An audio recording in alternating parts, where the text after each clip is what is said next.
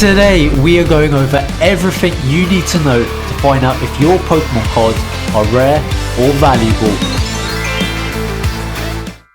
Hey heroes, hope you're all having an amazing day. I'm RyKaiYin. Thank you so much for checking out my brand new video, and in today's video we are going over everything you need to know to find out if any of your Pokemon cards are rare or valuable. The main reason I wanted to make this video is to try and help explain the world of Pokemon cards to as many people as possible, because it's such a great hobby, but there are just so many different types of Pokemon cards out there. It can sometimes feel a little bit overwhelming for people who want to find out a bit more about it. And we're going to start with Pokemon card rarity. So there are a few different types of rarity for Pokemon cards, so we're going to go through them one by one, and we're going to start with the common cards. So as you can probably tell by the name, these are the lowest Pokemon card rarity because, well, you guessed it, they're common. There are usually 6 common cards that come in a booster pack of Pokemon cards, and the rarity symbol for these will either be a black or white circle, as you can see on these cards here. The rarity of a Pokemon card is represented by a symbol which can be located at the bottom of every card, but it's not to be confused with the set symbol which you'll find just next to it. Common cards can also have a reverse holographic effect where every part of the card except for the artwork is foil. Uncommon cards are slightly rarer than common cards because, as you probably guessed, they're not as common. There are usually 3 uncommon cards that come in a pack of Pokemon cards, and the rarity symbol for these is a black or white diamond, as you can see on these cards here. And again, they also come in a reverse holographic effect. Alright, so now we get to the fun part, the rare cards. These are obviously rarer than the common and uncommon cards, and there is usually only one rare card which comes with a pack of Pokemon cards. The rarity symbol for these cards is a black or white star, as you can see on these cards here. There are also 2 different types of rare cards. So holo cards are rare cards which have a holographic picture, which is basically a fancy way of saying it shines.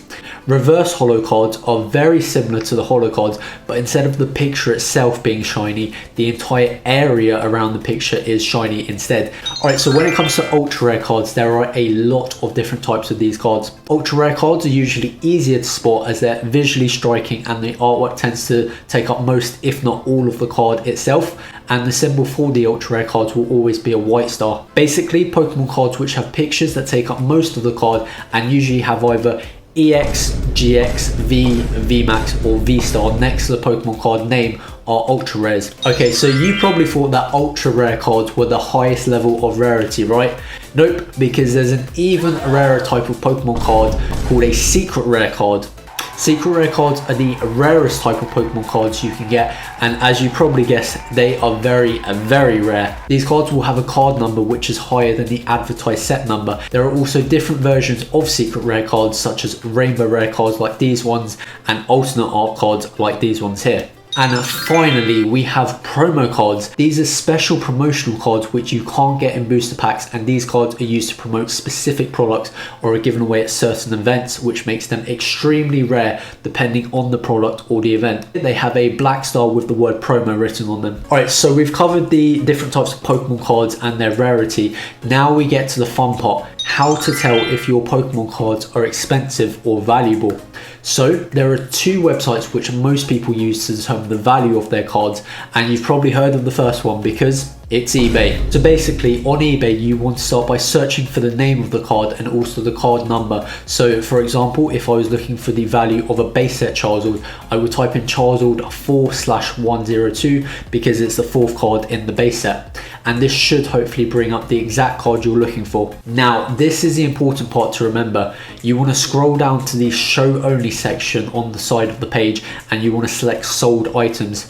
This is so important because anyone can list a card on eBay for whatever price they want, but this will show you the cards that have actually been sold, and they'll help you get a better sense of a more realistic value of the card. There's also other factors to consider, such as the condition of the card itself and whether or not it's been graded, but for now just focus on browsing the sold item section for the card you're looking to buy or sell. Alright, so the other website you can use to help determine the value of your cards is TCG Player. If you start typing the name of the card you're looking for, it comes up with helpful suggestions, and this website also shows a lot more information on the card, such as the current market price, the price history and latest sales. So between eBay and TCG Player, you should be able to get a good sense of what your card might be worth. Alrighty guys, I'm going to go ahead and end the video there. I wanted to keep the video as short as possible while including as much information as I needed to about the rarity and value of the cards. But if you feel like I've missed anything, or if you have any questions at all, just leave a comment down below and I will respond to you as soon as possible. I hope you enjoyed the video. I hope you learned something new. If you want more content, you can click on one of these two videos up here. I hope you have an amazing day and I will see you in the next video.